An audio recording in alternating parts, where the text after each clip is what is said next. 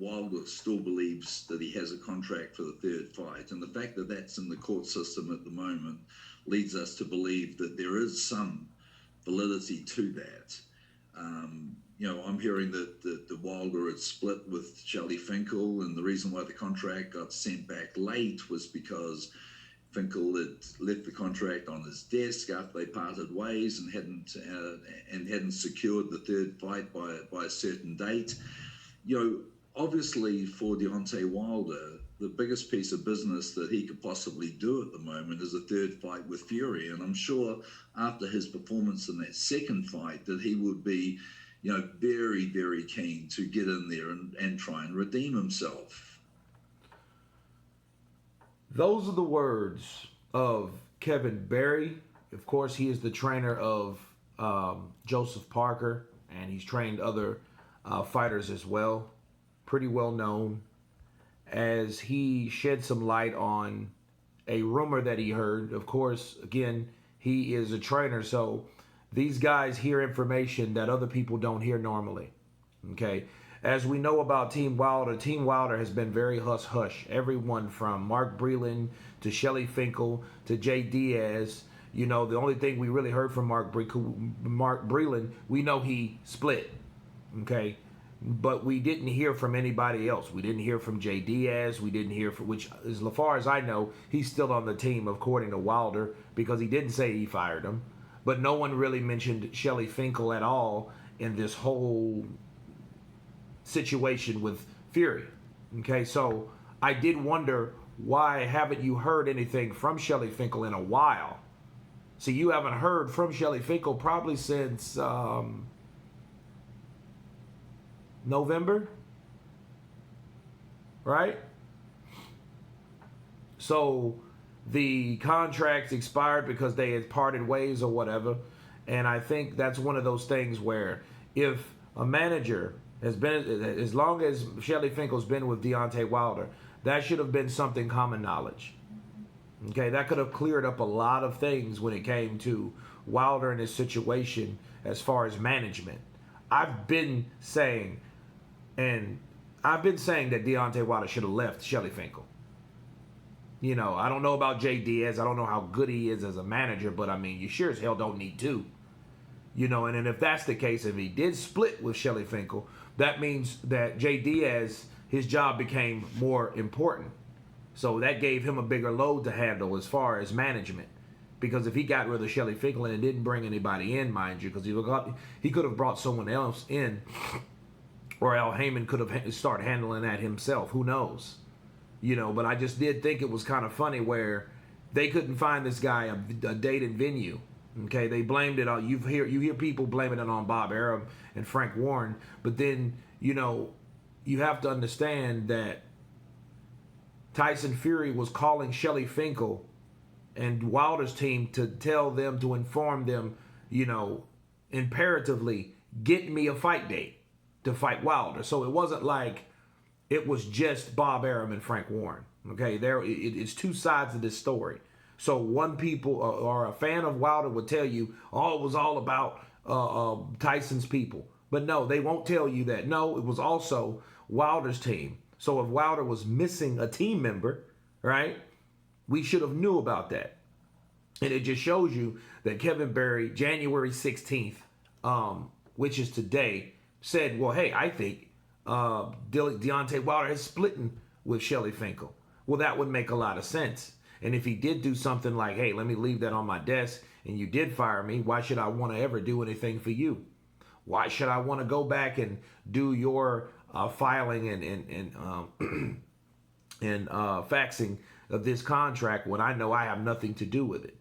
It's still kind of shitty, though, especially if, that was something that he's supposed to do. But, of course, when someone tells you you're fired or whatever happened, that's if it's true. I don't know. Because, again, it's so hush-hush over there. Things have been so enclosed. They act like somebody else's team. You know what I'm saying? They're not even like they used to be. And that's the worry part about the worry factor about Team Wilder is that nobody really knows what's going on over there from day to day. You hear stuff. You hear Deontay Wilder hasn't been training. You know what I mean? Of course that gets back. You also hear that, hey, he got his bicep hurt. He never was hurt. Did he have surgery? Did he hurt it during the fight? No, he hurt it before the fight. You know what I mean? You have so many different things that contradict stuff that happened from that date on forth on who he's with.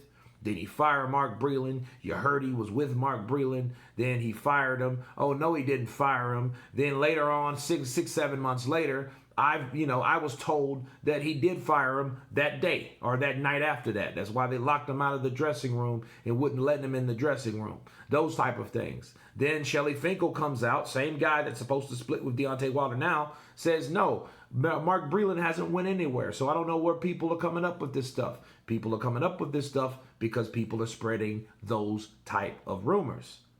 And then those people are the usual suspects of the people that supposed to ride with with Wilder. So this is what we have, where a bunch of stuff that we don't know about, but this is new news as regards to Joshua Fury 3, Deontay Wilder and his future, and possible changes to his camp. Shelley Finkel left. That's a major player out of Team Wilder. Okay, look, Shelley Finkel is the same guy that would cut Wilder off when Wilder tries to explain the business side of it, and he cuts him off like a young child.